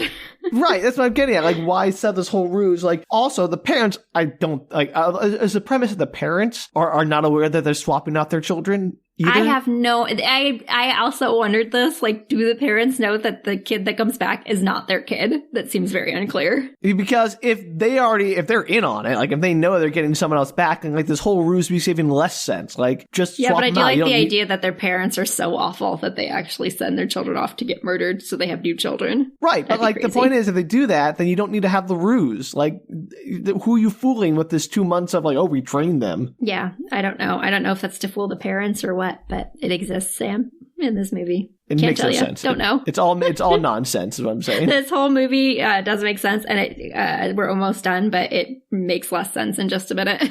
Oh, okay, great. I've already thought it makes no sense. Because you're gonna, like, die. Sense. This is, like, the weirdest ending. Okay, so all that happened, and then you, like, gasps and unceremoniously dies from something. I don't know. This is the milk. What? The milk killed her. I guess being taken and having some knockout gas put on your body makes you die. I don't know, Sam. Darn you, milk. So you dies. And the girls are all crying, me and Chloe and Uma stands up telling the Gauzy people, telling them that they got what they wanted, and surely one of them is going to replace her, but she has one thing that they don't. And she pulls out her memory locket and says, take a good look. This is my father, but he's dead. And the man that is paying for you is to blame for his death. So you want to be me? You have to carry that around with you always. Basically, that you'll be with the man who killed her father, but you never get, like, clarity on how he killed her also, father. Why do they care if he killed her father? They basically have no emotional investment in her father. Yeah, like, they're willing to, like, let you get murdered to take over your life, so I don't know why they would care. Oh, you have to live with the guilt of being near the man who killed my father. Much like killing me, though. Who cares about that? But, like, no. It's very weird. Dumb. Yep, and she passes her necklace off to the closest rap girl, and that girl passes it to someone else who looks it over. So I assume that must be the girl that is the same as Uma. This is all very stupid. It is. So Fake You asks if she thinks she's the only one with a story like that they all have families too. And then the guards burst in and they all run for it, interrupting their little moment with the lowers. And they escape into some caves, which seem to lead to, like, rose vine tunnels, a forest of rose vines. Sure. And they're like surrounding them. They're trying to dig their way through the roses. And suddenly Chloe disappears into the vines with a scream. And Uma runs after her, trying to follow her voice as it like echoes through the That's rose a trap. jungle. Uma finally manages to get into a more open area, and she stops and she looks up and she gasps because above her are all the white dresses of girls, and they're clearly like the dead bodies of these women. They're trapped in the rose vines running along the ceiling of the rose cave jungle. Why? Because that's where they go, Sam. Just burn the bodies or something. Like, this is all so unnecessarily complicated. I think they're feeding the roses. I get the vibe based on what happens next. Sure, but you don't just, like, throw a dead body into a rose bush and say, dunzo. You gotta, like, you want to mulch it or something. Like, that's how fertilizer isn't just, like... We'll get into it. So, I'm not saying it makes more sense, but she finally, like, she's wandering through, she's looking at all the dead bodies, and she finally sees Armana's body tucked up among the thorns. Yeah, of course. And she hears Chloe and rushes over to her, but the vines cover her up as she's watching, and she does very little to stop it. She just stands there and is like, oh no, Chloe, and then Chloe's dead. I swear, if the vines are sentient and they're the ones who are orchestrating this whole facility so they can get fed, I'll be incensed. Like, this is like a vine alien that's come to Earth and is like, I will set up a facility where they will send their daughters to me so I can be fed their bodies. That makes more sense than what you find out, which is... Okay. Sorry. Is that Uma... It's a really good idea, right? Watching Chloe die. Sam, you're right on the money. As she's watching Chloe die, the vines start to circle around her, clearly sentient. And as they wrap around her body and like hold her to the ground, the Duchess appears. And she's covered in roses. I don't know if she's an alien, Sam, but she's covered in roses that seem to do her bidding because she's like poison ivy with roses. I don't know. Is she a living rose bush? I don't know, Sam. She has control over all the roses. So, like, the vines grow out and, like, claw Uma to the ground and, like, are holding her down. And Uma's like, oh my god, what are you? And Duchess tells her that she's just like her, a nasty little thorn in her mother's side. Who is her mother?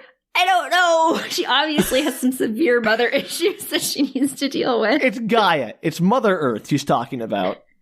I have to imagine. I feel like maybe she's just one with the earth. This is and apparently Gaia has some issues. It's very pretty.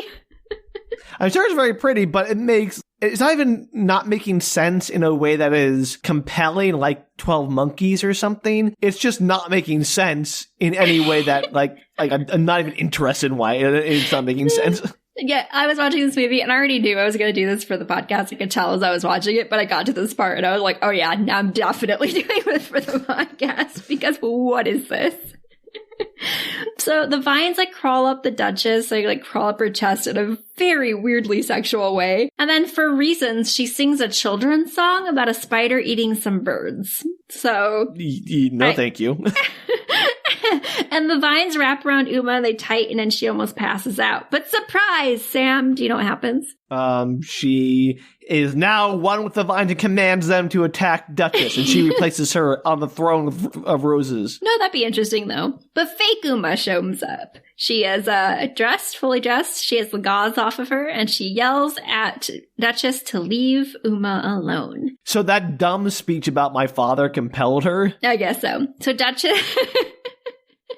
Duchess grabs her with vines, and Uma sighs, telling her that she's captured the wrong person. She's captured the substitute, you idiot, and that, like, she's the one that she wants. And Uma's like, I'll play along with that. And she's like, no, I'm the one you want. And you're like, no, I'm the one you want. So they do a Spartacus thing? They absolutely do. But also, like, why wouldn't real Uma, seeing fake Uma sacrifice herself, be like, yes, let me, like, accept that sacrifice? I have no idea. I guess she felt bad suddenly about her plan, even though Uma was gonna die anyway, but now she feels extra bad. So this ends with like the which clone do you shoot thing. Absolutely. Great. And it goes back and forth. It's clearly confusing Duchess, and Duchess walks towards the original Uma and says, enough, which one are you? And Uma's like, I am me. And then I forgot to tell you that she had pulled a scalpel from the OR when she left. Oh, thanks for the information.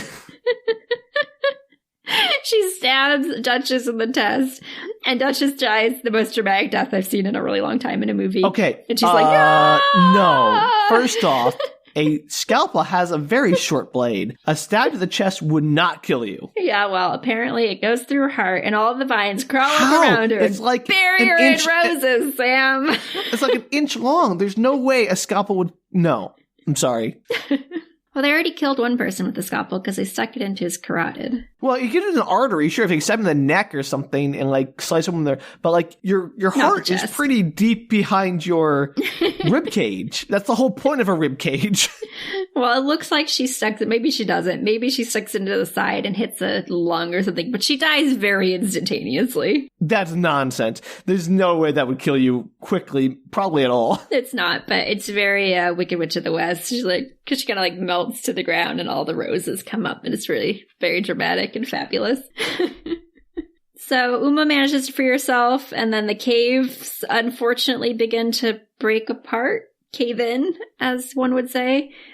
I guess they're attached to Mother Gaia Rose person. If this ends with like the fake Uma saying, okay, let's do a Prince and the Pauper situation. I'll accept the life that you don't want, and you can go live with your boyfriend or whatever in the lower classes and have fun together. Sort of. We'll get there. They run through the tunnels, and they make it out right as they collapse, and they make it to their boat. And as they're trying to push it into the water, Marcus appears, fighting them. And fake Uma gets the jump on him and holds the scalpel to his throat, I guess, which they pulled from the body, as real Uma pushes the boat into the water. And Marcus tells her that Uma's mom lied to him, that she told him that Uma was going to marry Sun. And Uma is like, how much did she pay you? And he tells her he won't take it. So clearly he was bought with some kind of money. And the radio beeps asking if everything in the area is clear, because Marcus is doing his run, like trying to find them. And Marcus tells them that it is. And Uma and her fake get into the boat and row away as Marcus cries dramatically on the sidelines. Okay, I don't really care about Marcus. I do not care about him. Marcus. His character is so paper thin. But also, yeah, everything's fine. Our cave system just collapsed and all the roses just died because our apparent plant overlord was murdered by a very small scalpel incision. Marcus doesn't know any of that. All he knows is that it's you think the island people would know based on the fact that all the roses on the whole island are starting to, I'm assuming, die, and there's a giant earthquake as the caves collapse. Like, that'd be like, oh, something's going on. This whole place is collapsing. Yeah, it's not good. I'll give you that. So, like, maybe you'll get a clue, guys, if, like, your island starts to collapse and all the roses are like, oh, maybe something happened. Yeah, well, nobody mentions that. They're just looking for the fugitive, Sam. Maybe they're too far from the estate to actually see anything that's happening. Still dumb. So in the boat, it's almost done, Sam. We're almost done. In the boat, fake Uma, who we learn is named Anna, gives Uma back the memory locket. I'm done with the names. I can't do it. Anna and Uma. That's all you need to know for the last bit. Anna says she's not going back to her life. Like, she worked 16 hours a day in a factory. She was starving. She and her two brothers, and a man offered her this job, saying that saving her brothers from destitution, like they went and lived a good life, and she has to become someone else to survive. And it cuts scene back to the wedding, which was from the beginning. Yeah, I know. It's fake Uma. I got it. Uma, well, is it? Who knows? So Uma or Anna, who knows, is walking up the stairs towards the room. Say that and 3 times fast. Anna or Uma. Anna, Anna. I'm going to call her Uma Anna. So Uma Anna is walking up the stairs towards the room, and you see Uma Anna again on the bed, just like before, with her ostrich feathers as he kisses her. And she slides her hand under the pillow, pulling out a knife as he's like leaning over her. He can't see. And then she stabs Sun in the back, her husband. Again, not the best place to stab somebody for a quick death. Well, apparently it works well enough because she's apparently a really good shot with a knife into a heart, Sam. It's just her skill, okay? Sure. And it's a bigger knife. It's a much longer, bigger knife. So Anna Uma is still on the stairs when the guests hear a thump upstairs. And Anna, whatever, says she'll go and see what's happening. She's like, don't worry, everybody, I'll go see. And she walks in on the body of Sun. And she's not surprised by that, so clearly that was some kind of plan. And she walks out to the balcony and overlooks it. And she looks down and she sees what we now know as Uma, standing on the ground with the locket. She has like a locket around her. And she's standing in the yard with a big green cloak. And Anna smiles and Uma nods her head, and Anna does too. And then she opens her mouth and she screams, bloody murder. And Uma looks down at her hummingbird thing. Remember the thing that Armana gave her for reasons? Yeah, sure. She looks at it. I'm sure it's supposed to signify something. And then she puts her cloak up and she like rushes down the road out to freedom, assumedly. And Anna's mom, quote unquote, being Uma's mom, runs to the balcony asking her, like, what happened? What's, like, what? Why is this guy murdered? And then the title goes up against the screen. It says Paradise Hills. Okay. The end, Sam. Dumb for several reasons. Why murder the guy? Like, why is that necessary? How does that accomplish anything? If you're going to try to take the position of Uma in her life, why kill the guy? Who cares? I think Uma did it because he was the reason that she ended up. I skipped over that scene a little bit, but he is the reason that she ended up in the place. Her parents are. No, so you find out. I should have mentioned that. I'm sorry. She finds out from Duchess that Son paid to have her skip the line because he wanted the perfect wife. What do you mean skip the line? Like skip, there was a waiting list to get into, like, from the rich families to get their daughters into this. She wouldn't have been on the waiting list in the first place, wasn't for her parents. Well, but Son paid for it because her parents can't afford it. Yeah, okay, but like they still went along with it, is my point. They could have said sure, no. They went along with it. Yeah, she could have killed her mom too, I guess, but they're as responsible as anyone. But apparently because you don't know the story, but apparently he's responsible for her dad's death. And it was clear that the only person that she had any attachment to, Uma, is her dad. All right. Who had somehow but also, passed it's very away, stupid because murdered, now suicide, I don't know. Okay, whatever. Point is, it's very stupid also because Uma's now going to be destitute in a world with a very strong hierarchical class structure. Like, she's going to starve to death in a week. Disagree. It's like her plans have not improved since she first didn't escape the island. I disagree with that at all. I mean, her plan was just to leave and go live an idyllic life. And at one point she's like, I know a place I can go. So maybe she's been planning all along and maybe she's been funneling money over there. She's so good at plans. I'm just saying she seems to like suggest that she has a place that she's going to go. And who I feel particularly bad for is actually Anna. And yes, she now has inherited all this wealth, assumedly, because she was, technically they were married. They'd signed the paperwork. And so she now has her freedom, quote unquote, but she's actually not, she's just in a different kind of jail. Yeah, look, nobody is coming out of the situation, like, well off. Like, all of them have made bad decisions and are in bad situations. And let's not forget that there was a whole plant space invasion that we have not addressed. That's my favorite part. Because it went from, like, okay, this is just kind of like sci-fi-y to, or like just a replacement or fantastical or whatever, to like, what the heck is going on with this woman? I don't know why they even need it. Like, none of that makes sense. She could have just been mulching them to feed her rose bushes and they could have killed her. Like, she didn't need to be the plant woman. Yeah, it's like the weirdest choice. I don't understand. I don't get it. They should have had like Batman show up to fight her. Yeah, and the only like suggestion that she has maybe even remote supernatural powers is when the door randomly slams by itself. And you're like, well, that's weird. But I didn't even notice it the first watch through. I noticed it the second watch through. Again, I feel that's very style over substance. Either they left a lot of stuff on the cutting room floor, or there was like, oh, it'd be just so cool if she was suddenly calling the plane. Like, why? Don't ask questions. Make it happen. Yeah, it's kind of a wild ride. I'll tell you what.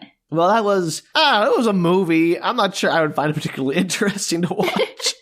I think it was very interesting. It sounds like it looks very good, but it sounds like it makes no sense and doesn't have much of any like message or like point to it. It seems like a very pointless movie. I guess it's entertaining. That's good. I think it was trying to say a lot, particularly about like class structure and like what is considered better or worse, I guess. It wants to say a lot about that. I don't know if it fully succeeds, but it definitely, that is kind of the point of the movie, since it sort of strays away from the feminist stuff, which you think it would play more into, given that it's a whole island full of women. Yeah. I don't know. Like, I guess class stratification is bad is a message that is fairly benign and well known, but I don't know. I don't see how it really conveys that message. It's playing with the idea of like they're trading one jail for another, so to speak. Like they're not necessarily bettering their lives. They're just going towards an ideal of like what's the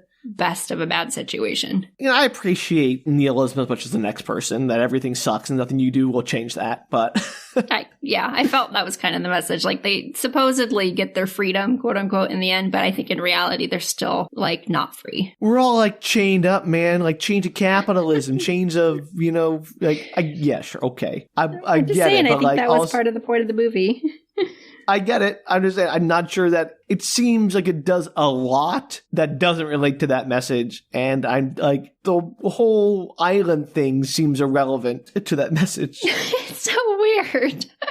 That's what I'm getting. Like, it seems the only time that message is even relevant is the very end, and all the rest of it's like, oh yeah, let's spend this whole journey talking about like replacements and plant women and carousel horses that are like nothing to do with anything. That's why it's so funny, Sam. Okay. I love the plant woman. Why does she exist? I'm glad you had fun, Danielle. I did. Both times. Yep. Well, if anyone out there wants to explain to us exactly what that plant woman is, I maintain Alien that has like taken over this island, set this whole facility here to feed their like I'm thinking like a Little Shop of Horrors situation. And if it really is based on a book, which it really should be, because I just feel like a book would be infinitely better than that. Because there's like so much is left out. Yeah, let Danielle know, or better yet, write that book and send it to Danielle so she can read it and have her curiosity sated. Yeah, I would read your book if you wrote the full story, the non-abridged version of the story. Well, if you want to do that, you can reach out to Danielle at bookretorts.com. And also tweet, Instagram, or Facebook us at bookretorts. And if for some reason you want to learn more about Plant Woman and discuss that with us, you can help support us by going to patreon.com/bookretorts. Bookretorts. Patreon. I'm waiting for the third shoe to drop here, Danielle. Rose lady. Okay, great. All right. Well, on that lovely note, thank you so much for listening. Until next time, bye. Take care, everybody.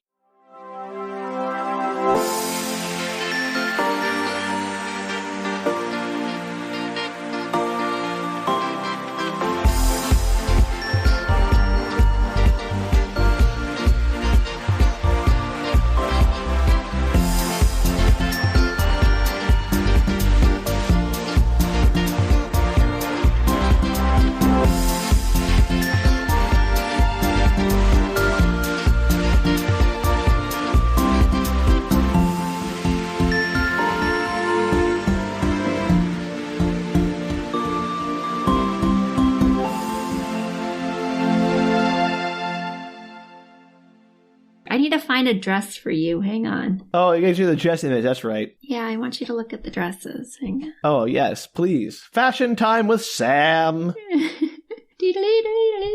Let's do this one. That's certainly a choice for an outfit. I told you. I should find this. This is a good one, too. This movie seems very aesthetic. It does. It has a vibe. Oh, this is a crazy photo. Hang on. That's her wedding veil. It's definitely a choice. What a weird movie.